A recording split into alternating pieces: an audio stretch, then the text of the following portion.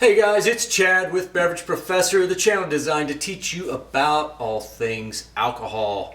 Hey, we're going to talk about tequila.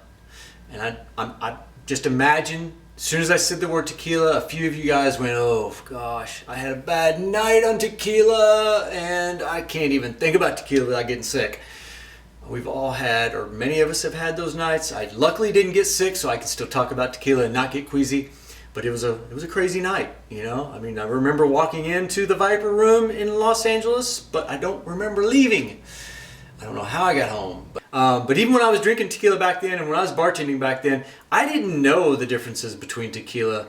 So if you don't understand terms like Reposado, Anejo, Blanco, Cristalino, and things like that, and all these sound foreign to you, well, there's a reason why they're foreign to you, because they are foreign. But if they all sound foreign and you have no clue of these, stick around. I'm going to teach you a little bit more about tequila, and hopefully you'll feel more comfortable either buying it or selling it or talking about it or serving it, whatever you have to do with it. Tequila comes from Mexico. It's a product of Mexico, specifically the Jalisco state of Mexico. And it is made from the Weber blue agave plant. This plant looks like it'd be a cactus, but it's actually a member of the lily family, and it can take about 8 to 12 years for it to grow and mature before they can harvest the plant.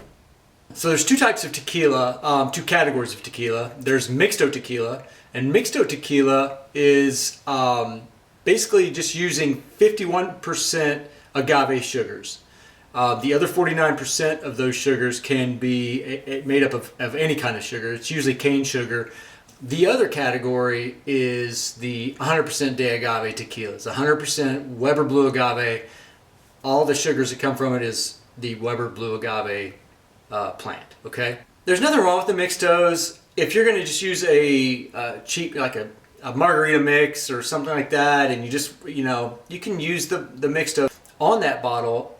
If you're looking for them in the store or you see them in your bar, most of the time they're not going to say 100% de agave. They're going to say probably silver or gold. If you want to make a really good premium drink, stick to the 100% de agaves.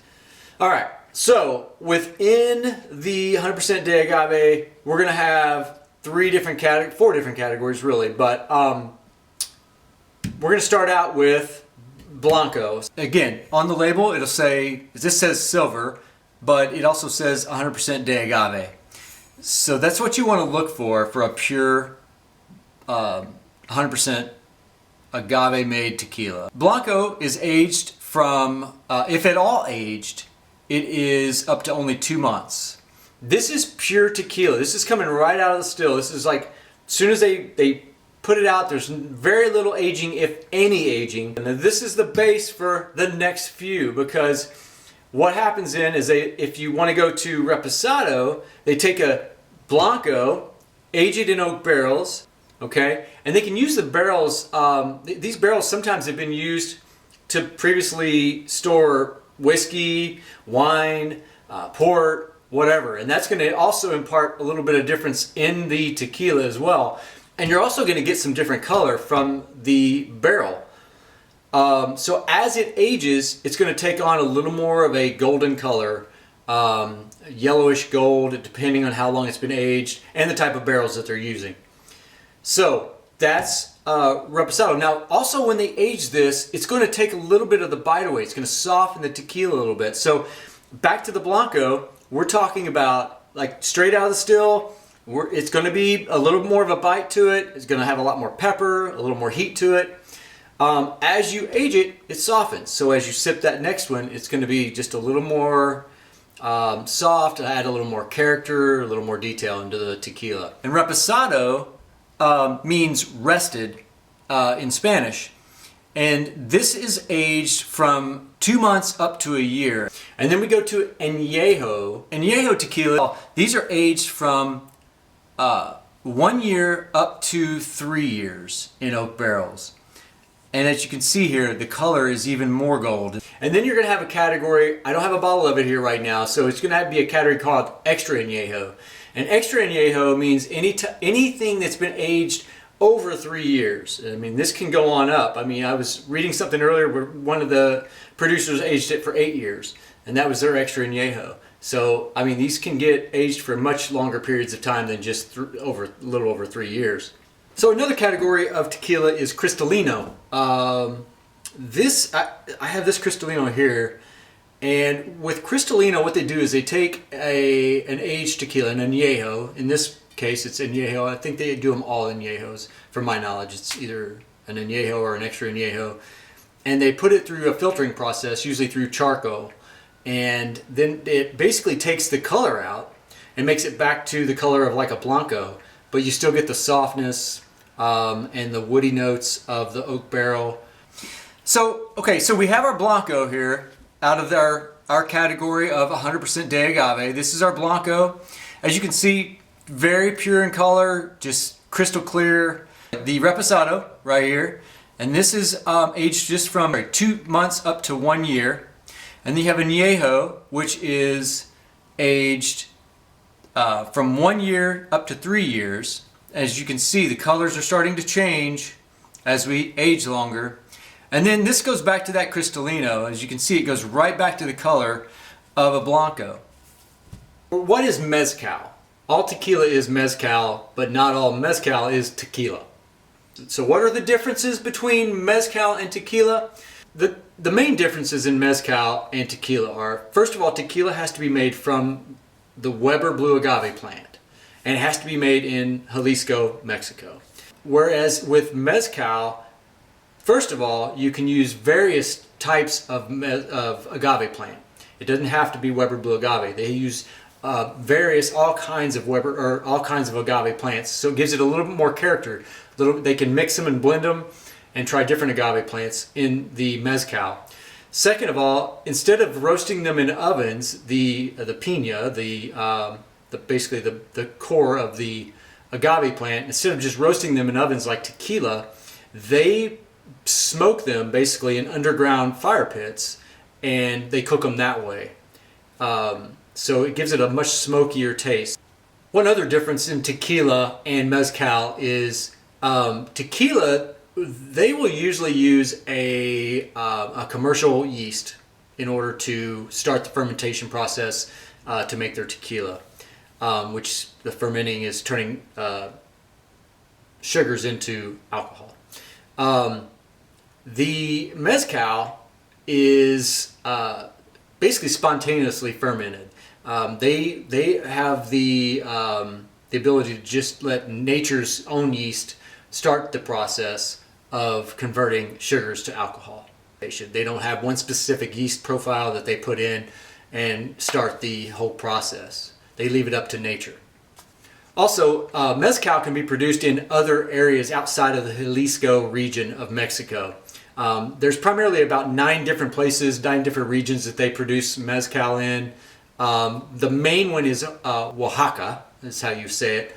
But there's all these other ones as well, and I'll put them all down here below in writing, and you can read them for yourself and try to pronounce them, because I'm just going to butcher these. It's all Spanish. I'm not exactly sure how to pronounce everything in Spanish, so I'm not going to try it. And then you guys can just, I would say it, butcher it, and everybody out there would be like, it's not the way you say it. That's not how you say it. Gosh, you idiot. Well, maybe I am when it comes to those words. So most labels of Mezcal will have a few other things on their label that tequila does not have. First, it has the mezcalero's name, the person who made the Mezcal. It will have the agave plant used, or plants used if there's multiple. And it will also have the actual state or region that the Mezcal was produced in. Alright, so what is one of the most popular drinks made with tequila? Come on, you know this answer. It's got to be the Margarita, right? Okay, well, I'm going to teach you how I like to make a Margarita. Surely most people know how, because all you have to do, right, is just use this mix and put some tequila in. Isn't that all you do? No, hell no. You do not use the mix. Only good time you can use this mix is if you're out in the water somewhere, or you're somewhere where you just you don't have access to all these ingredients. If it's easy and convenient, yes, Use a mix, that's fine. There's all kinds of additives left in this and all kinds of stuff. You want to make a good pure margarita, I'm going to show you how. We're not going to use this mix. Alright, so first things first, you got to start it with a good 100% de agave Blanco tequila. I'm going to start here with the Milagro. I'm going to do about 1.5 ounces in my glass. Let's see. And then we are going to, for right now, I'm going to use triple sec. You can change this out if you really want to. You could use orange curacao. If you'd like it blue, you can use blue curacao. If you'd like a blue margarita in replacement of that. Both of them are orange flavored liqueurs. And so I'm just going to use triple sec. You can also, if you want it to be a little more premium, you can use like a Cointreau or Grand Marnier or something like that.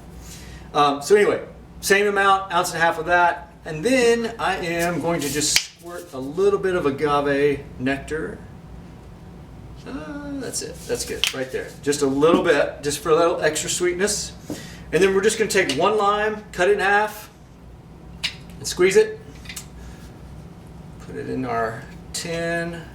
And of course I've already had ice put in this tin. I didn't think you needed to watch me add ice to a tin. It would just cut into the time.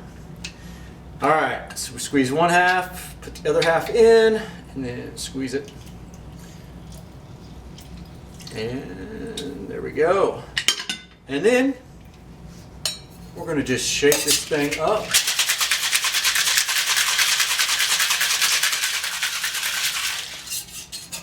And then I'm just going to strain it back into the glass with the ice and everything. You can add new ice if you want. That will help maybe keep it from melting so much quicker. But anyway, you can just pour it right back in and drink it. That's what I like to do anyway. I don't add new ice and strain it out and all that. But there we go. We have our margarita. This is the way you want to make your margaritas at home, okay? Cheers. Oh yeah, that's a margarita. That's the one I get to enjoy the rest of the evening. So, hey guys, I hope you got something out of this video. If you did, please hit the like button, hit the subscribe button, tell your friends, watch my other videos. I want to educate you guys. Leave some comments below and let me know of things that you would like me to do videos on. And hopefully I can help educate you and teach you about all things alcohol. Till next time, cheers. Thanks guys.